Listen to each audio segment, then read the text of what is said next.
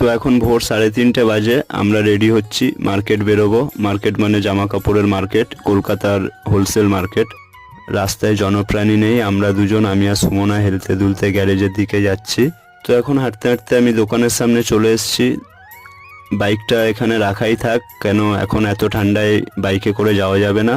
তো গ্যারেজের দিকে যাওয়া যাক, গাড়িটা বার। গ্যারেজে এসে ভোর ভোর মাথা খারাপ হয়ে গেল, কারণ গাড়িগুলো কিরকম ভাবে রেখেছে দেখুন। এটা এখানে, এটা এখানে, এরপরে আমার গাড়ি, আমি কিভাবে বার করব বুঝতে পারছি না। এটা আমার গাড়ি। তো অনেক কষ্টে গাড়িটা বার করে নিলাম। গাড়িতে উঠেই মনটা খুব খুশি হয়ে গেল, কারণ সাবির ভাই কত সুন্দরভাবে পুজোটা দিয়েছে দেখুন। কালকে শনিবার ছিল। তো দেখতে দেখতে 15-20 মিনিটের মধ্যে মার্কেটও পৌঁছে গেলাম। দোকানের যাবতীয় জিনিসপত্র সব নিয়ে নিলাম। আর কি কি নিলাম হাট থেকে দোকানের জন্য, যেটা ওগুলো যদি দেখতে চান অবশ্যই চ্যানেলটিকে সাবস্ক্রাইব করে পাশে থাকুন। পরবর্তী বড় ভিডিওতে অবশ্যই আসবে।